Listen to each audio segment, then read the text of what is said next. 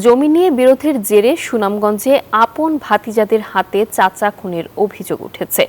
বিচার চেয়ে আদালতে মামলা করে উল্টো প্রাণনাশের হুমকি পেয়ে নিরাপত্তাহীনতায় পরিবার। তাদের দাবি, প্রকৃত আসামিরা প্রকাশ্যে ঘুরে বেড়ালেও পুলিশ তাদের বিরুদ্ধে ব্যবস্থা নিচ্ছে না। তবে ব্যবস্থা নেওয়ার কথা জানিয়েছে পুলিশ। সুনামগঞ্জ প্রতিনিধি মোহাম্মদ বুরহান উদ্দিনের পাঠানো তথ্য ও ছবি নিয়ে ডেস্ক রিপোর্ট। জমি নিয়ে পূর্বশত্রুতার জেরে গত 16 জুলাই মসজিদে হত্যার শিকার হন সুনামগঞ্জ জেলার বিশম্ভরপুর উপজেলার ধনপুর ইউনিয়নের চরগাঁও গ্রামের মুজিবুর রহমান। বান্ডেল থাকলে প্রতি সেনমানিতে টাকা বাঁচবে। বিকাশ সেনমানি বান্ডেল কিনে জিতুন প্রতি লেনদেনে। পরিবারের দাবি, একই এলাকার আসাদুজ্জামান ও মুজিবুরের আপন ভাই ভাতিজাদের সাথে জমি নিয়ে বিরোধ চলছিল। এর জেরে আসাদুজ্জামান ও ফজলুর রহমানের ছেলেরা মিলে এই পরিকল্পিত হত্যাকাণ্ড চালায়। প্রকৃত আসামিদের নামে পুলিশ মামলা না নেয়ায় 18 জুলাই বাধ্য হয়ে আদালতে মামলা করেন। এরপর থেকে মামলা তুলে নিতে প্রাণনাশের হুমকি দেয়া হচ্ছে বলে অভিযোগ পরিবারের।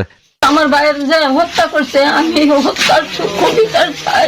শব্দের সঙ্গে আমরা নামাজ ভাঙিয়ে দিছি, দাঁড়াই মনোরমা শুয়ে দিছি। এদিকে আসামিরা প্রকাশ্যে ঘুরে বেড়ালেও পুলিশ কোনো ব্যবস্থা নিচ্ছেন না বলে অভিযোগ পরিবারের। প্রকৃত আসামি হচ্ছে আমার চাচার ছেলেরা এবং আসাদুজ্জামান। তারা এখনো বাইরে ঘোরাফেরা করতেছে, তাদেরকে এখনো ধরার কোনো করে নাই। এখনো আমাদেরকে হুমকি দিতেছে, মারার প্ল্যান করে যে আরো 2টা খুন করবো, এমনি তো জেল খাটবই। 8টা বিচার হয়েছে, থানা তো হয়েছে, গ্রাম হয়েছে। আমি আমার স্বামীর সূক্ষ্ম বিচার চাই। এ ঘটনার সুষ্ঠু তদন্ত করে দোষীদের বিচার চান এলাকাবাসীও। আমরা নামাজ ছেড়ে দেখি উত্তর পাশে যে মুরগিটা মারা গেছে, উনি কিভাবে পড়ে রয়েছে, ওনার শরীর থেকে রক্ত বাহির হইতেছে। ঘটনার তদন্ত করে ব্যবস্থা নেয়ার কথা জানিয়েছে পুলিশ সুপার। যদি এজাহার নামীয় লোকজন দেখা যায়, আমরা অবশ্যই গ্রেপ্তার করব।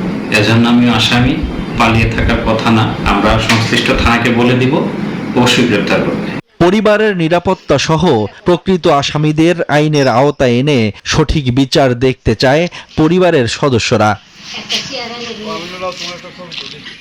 Desk report, news 24।